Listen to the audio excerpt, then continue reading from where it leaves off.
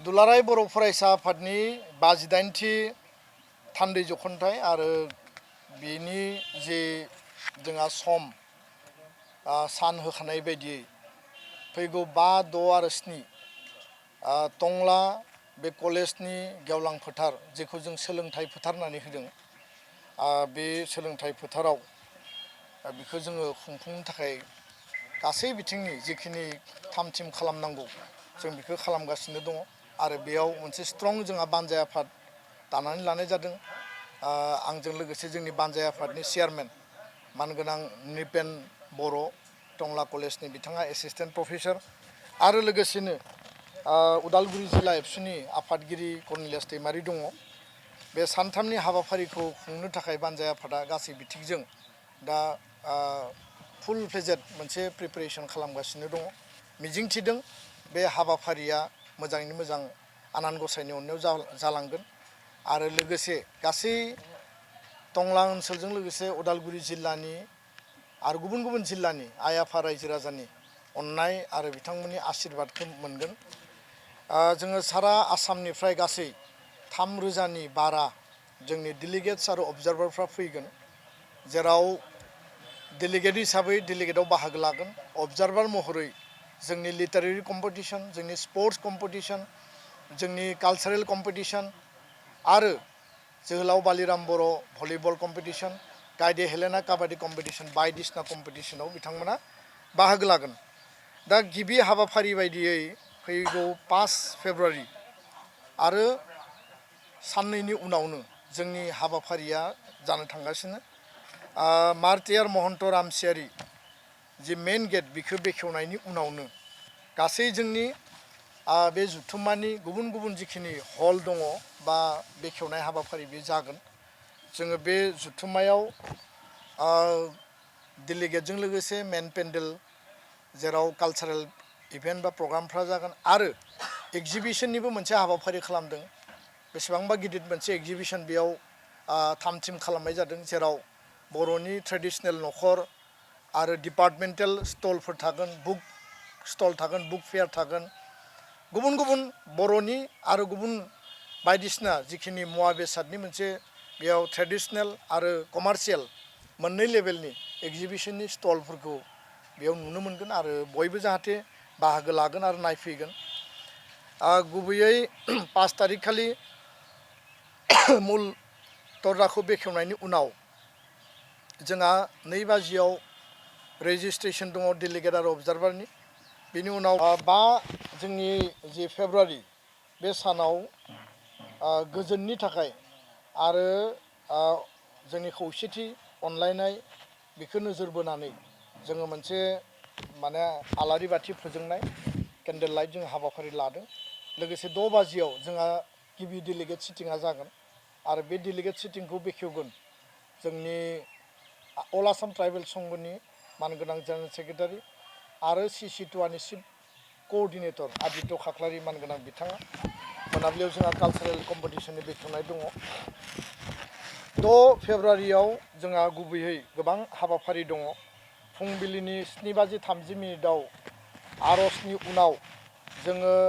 8 बाजियाव दुलाराय बर' फरायसा आफादनि जोङो फिरफिलाखौ बिरहोगोन गासै जिल्ला आफादा बिरहोगोन बड'फानि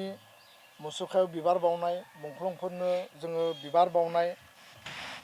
लोगोसे गेदेमा सुबुंफोरनो बिबार बावनाय जों हाबाफारि लाखिदों जोंहा लिटारेरि कम्पिटिशना बेखेवनाय जागोन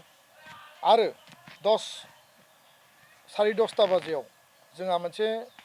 स्पेसियेल फेलिसिटेसन प्रग्राम दङ जेराव दुलाराय बर' फरायसा आफादजों खुंजानाय सेन्ट्रेल टेलेन्ट सार्च एग्जाम 2025 बिनि टप जायफोर टपार्स 9 आरो 10 बिथांमोनखौ जोङो बरायगोन लोगोसे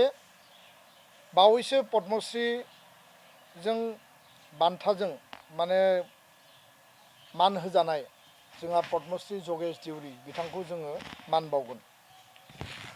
11 बाजियाव जोङो इयुथ कनक्लेभ लादों लाइमोनफोरनि जुथुम आरो बे इयुथ कनक्लेभआ गाहायै बादायलायनाय आनजाद आरो आथिखालनि जिखिनि मोनसे जुजिनां बिथिं दानि जि मोनसे ट्रेन्ड सोलिगासिनो दङ बेयाव जोंनि फरायसा फरायसुलिया माबायदि जुजिगोन आरो बे बेलायाव जोङो गुन गोनां सोलोंथाइ लानानै जोङो माबायदि मोगा मोगि जानांगोन बा जोङो बेखौ बोरै एचिभ खालामगोन बे गासै बिथिंखौ नोजोर बोनानै जोङो मोनसे युथ कनक्लेभ लादो जेराव 7,000 स्टुडेन्टआ बाहागो लागोन विभिन्न कलेज जोंहा स्कुलनि इउनिभार्सिटिनि आरो 3,000 जोंनि जायफोर डेलिगेट्स बिथांमोना बाहागो लागोन टटेल 10,000 बाहागो लानायनि गेजेरजों जोङो बे हाबाफारिखौ खुंफुंनो नागिरदों जों आलासि महरै बेखेवगिरि हिसाबै लिंदों बिटिआरनि आगुनि चिफ प्रमद बर' बिथांखौ बिथाङा जिहेतु बड'फा मिशन सुपार 50नि फाउन्डारमोन बे मोनसे कम्पिटिटिभ जि कचिंनि इनिसिएटिभनि बेखायनो जों बिथांखौ हांख्रायदों आरो आसामनि सोलोंथाइ मन्त्रि मानगोनां डक्टर रनज पेगु बिथाङा बेयाव गाहाय आलासि हिसाबै बाहागो लागोन बिनिफ्राय बर'नि गिबि ब्रिगेडियार अन्जन कुमार बसुमतारी बिथाङा पाठानकोटआव दङ दा 29 आर्टिलारि ब्रिगेडनि बिथांखौ जों हांख्रायदों अल आसाम स्टुडेन्ट इउनियननि chief adviser doctor Samujjal Kumar Bhattacharya कारन आसुआबो मोनसे प्रग्राम फोसावदों आरो बिथांमोना इनिसिएटिभ लाबाय प्रत्याक्षा नाय मोनसे सिभिल सार्भिस कचिंनि थाखाय दिल्लीयाव गावसोरनिफ्रायनो खरस खालामनानै दैथायहरदों आरो नर्थ इस्टनि स्टुडेन्टनि थाखाय आसामनि स्टुडेन्टनि थाखाय माने स्टुडेन्टना ओरै नङा असमियाल' गुबुन गुबुन हारि माहारिनि जायफोर एसपायरेन्ट बिथांमोना मदद होदों बेखायनो जों बिथांखौ हांख्रायदों जोंहा गोबां प्रिन्सिपालफ्रा बाहागो लागोन 2:30 जोङो get together meet of social and student organisation जों लादों जेराव 30तानिबो बारा जातीय संगठन आरो फरायसा आफादफोरनि आफादगिरि गाहाय नेहाथारि दैदेनगिरिफ्रा बाहागो लागोन आरो बेयाव जोङो मोनसे टपिक लाखिदों जे जोंनि हारिमु जोंनि राव आरो जोंनि ससियेल भेलुस बेखौ जोङो सास्टेइन पिस आरो हारमनि आरो भाइब्रेन्ट बिटिआर आरो आसाम जौगानायनि थाखाय जों माबायदियै हाबा मावलांनो हायो जोंनि कानेक्सन जोंनि रिलेसना मा जागोन बे हाबाफारिखौ बेखेवनानै होगोन डक्टर समुद्र गुप्त काश्यप नागालेण्ड मुलुगसोलोंसालिनि चेन्सेलर आरो आसामनि एडिजिपि स्पेसियेल ब्रान्चनि मानगोनां आइपिएस अफिसार श्री हिरेन चन्द्र नाथ बिथाङा स्पेसियेल गेस्ट हिसाबै बाहागो लागोन गुबुन गुबुन ट्राइबेल माहारियारि आफादजों लोगोसे गुबुन गुबुन आफादनि दैदेनगिरिफ्रा बे हाबाफारियाव जथायै बयबो बाहागो लागोन 7 तारिख फेब्रुवारियाव फुंबिलिनिफ्राय माराथन रेसनि हाबाफारि दङ गुबुन गुबुन जोंहा कालचारेल कम्पिटिशन थागोन लास्ट डेलिगेट सिटिं थागोन बेनि उनाव 10:30 बाजियाव कालचारेल एक्सचेन्ज एन्ड डेमनस्ट्रेशन गुबुन गुबुन हारि माहारिनि बेयाव मोसानाय दिन्थिफुंनाय आरो जों बेयाव माखासे स्पेसियेल गेस्ट जोङो बेयाव बर'नि मुंदांखा माखासे जोंहा आर्टिस्टफोर पपुलार आर्टिस्ट बिथांमोनखौ जों इनभाइट खालामदों 12 बाजियाव जोंहा अपेन सेसन दङ गुबै हाबाफारि आरो बे गुबै हाबाफारिखौ बेखेवनानै होगोन पद्मश्री प्रफेसर अनिल बर' बिथाङा गुवाहाटी मुलुगसोलोंसालि फकलर रिसार्च डिपार्टमेन्टनि हेड अफ द डिपार्टमेन्ट स्पेसियेल इनभाइटेड गेस्ट महरै जों हांख्रायदों आसामनि मानगोनां गिबि मन्त्रि डक्टर हिमन्त बिश्व शर्मा बिथांखौ आरो गाहाय आलासि महरै मेघालयनि बारग' रायजो बेंगिरि मानगोनां रन्जित शेखर मोसाहारि बिथांखौ जोङो हांख्रायदों बेयाव एपइन्टेड स्पिकार हिसाबै प्रफेसर रमेश चन्द्र भरद्वाज हारियाना मुलुगसोलोंसालिनि बिथाङा बारग' भाइस चेन्सेलर डिस्टिंगुइश गेस्ट हिसाबै जोङो आसाम बिधान सभानि स्पिकार बिश्वजित दैमारि मानगोनां मन्त्रि उरखावगोरा ब्रह्म अशोक सिंगाल सरन बर' बिथांमोना बाहागो लागोन जोंहा गोबां जातीय दल संगठननि आफादगिरि बर' थुनलाइ आफाद हारिमु आफाद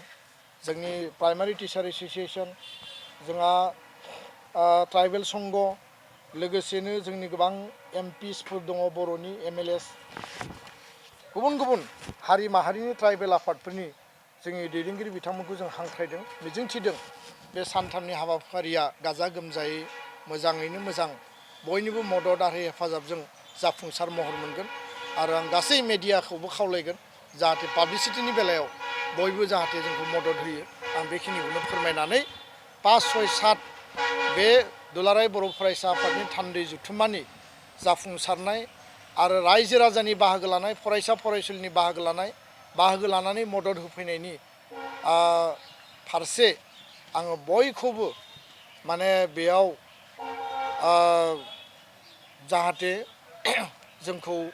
गोसो गोथारै गोसो गोरबोजों बाहागो लानानै मदद होफैयो बिनि थाखाय आं गुरैयै खावलायबाय आरो जोंनि फारसेनिफ्राय बे गुरै जों आर'जखौ लाखिबाय।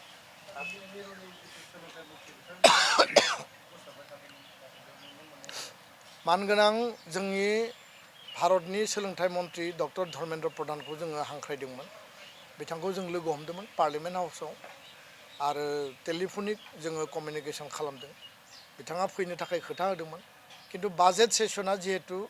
28 जानुवारिनिफ्राय जागायबाय 13 फेब्रुवारिसो जोबगोन आरो मैया भारतनि जेनेरेल बाजेटखौ पार्लियामेन्टआव दाखिल खालामनाय जाबाय। दा बिनि सायाव डिबेट जागोन, आर्गुमेन्ट जागोन, आल'सना जागोन। बे गासै मेटारखौ नोजोर बोनानै बिथाङा सेटारडेब्लाबो बिथाङा फैनो गोसो दङमोन आरो हायोबा समखौ फावसायनो थाखाय खावलायदोंमोन जे एसे फावसायनानै लायोबा बाजेट जोबोबा आं थांनो हागोन। खिन्थु 10 आरो 11 मेट्रिकआ 10, 11आ हाई सेकेन्डारि जोंहा बे मोननै आसामनि मेइन एग्जाम थानायनि थाखाय जोंनि डेटखौ जों फावसायनायनि बे सम्भाबनाखौ जों नुवाखिसै आरो जों बानजाय आफादजोंबो जों जगाजग खालामनायाव बे सम्भाबनाखौ जों नुवाखै खारन कलेजा बेयाव हायार सेकेन्डारिनि आनजाद जागोन आरो जेराव हाई स्कुल हाई सेकेन्डारि दं बेयाव मेट्रिकनि आनजाद जागोन। बेखायनो जोङो बे डेटखौनो थिग खालामबाय आरो बिथाङा फैनो गोसो दङमोन। जों बिथांखौ जेरैखि जायाबाबो लाबोनो हास्थायदोंमोन। बियो मोगथाङाव जाफुंसार महर मोनासै। उनाव बिथाङा बाहागो लागोन होननानै जोंनो खोथा होदों।